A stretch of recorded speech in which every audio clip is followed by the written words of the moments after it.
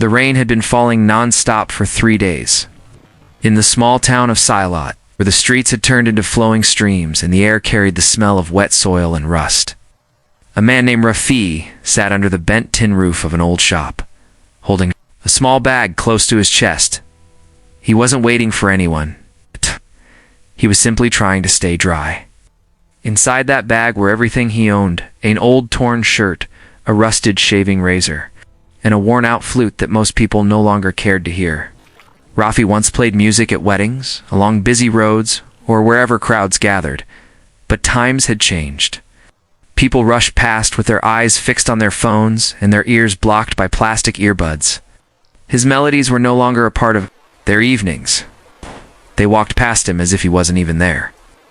That morning, he had earned only 20 rupees, not even enough to buy a cup of tea. His stomach growled, but he ignored it.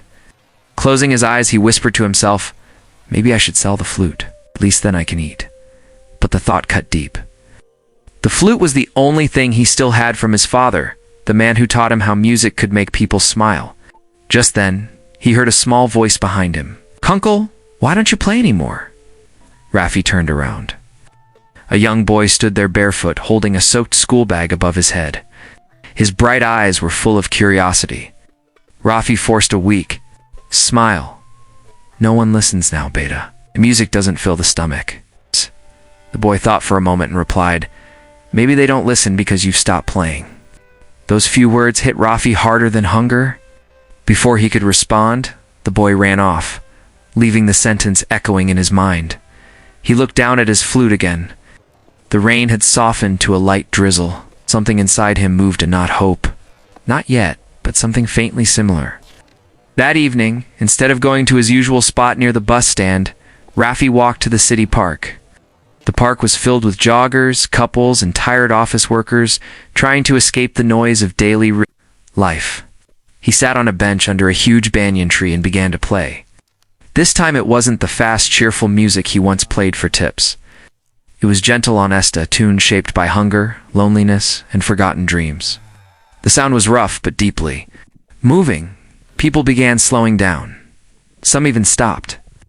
A man holding a cup of coffee recorded him on his phone. Little girl stepped forward and placed a 5-rupee coin near his feet.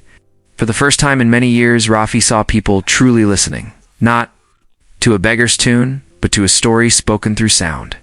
He didn't know it then, but that video spread everywhere online that very night. The next morning, when Rafi returned to the park, a group of college students were waiting for him.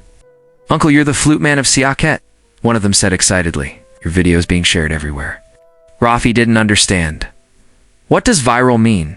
Is it something bad?" he asked nervously. They laughed.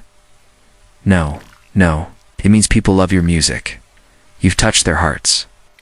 They handed him a small phone and showed him the video. Millions of views, thousands of comments saying things like, "This reminds me of my father," and "Who is this man? He plays from the soul." Rafi's eyes filled with tears. He wasn't forgotten after all. Over the next few weeks, people began visiting the park just to hear him play. Some brought tea, others brought friends. A cafe owner invited Rafi to perform every weekend, not as charity, but as an artist. Soon, a music teacher from Lahore approached him and offered to record his melodies for a small documentary about forgotten street musicians. When Rafi heard his flute echo inside a real studio for the first time, he could hardly believe it.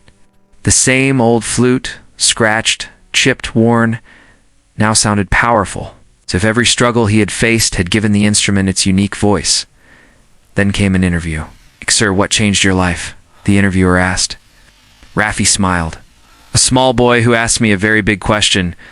Months later, Rafi opened a small street music school for underprivileged children. He taught them how to play with emotion, how to turn bamboo, tin cans, and old bottles into instruments. Didn't do it for fame or money. He did it because he knew what silence felt like, and he never wanted any child's talent to go unheard. His students called him Ustad Rafi. Some of them later performed at local events, earning enough to help their families. Rafi still lived a simple life, the same small room, the same old chair, and the same tea shop every morning. But his heart was finally full. One afternoon, a reporter asked him, "Eusted, what's your secret to success?" Rafi smiled softly.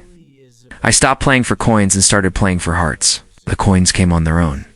Years later, the city built a small stage in the park and named it the Flute Corner.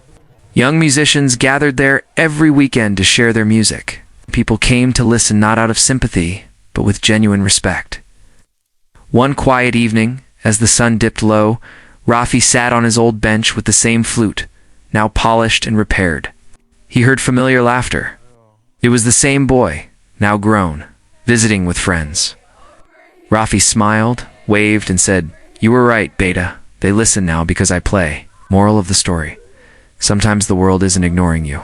It's simply waiting for you to speak your truth. When you share your struggle honestly, not to impress, but with purpose, the world notices. Real change often doesn't begin with opportunity. It begins with that one moment when you stop asking, "Why don't they see me?" and start asking, "What do I have that the world needs to hear?" Even the sound of empty pockets can become music if you're willing to play.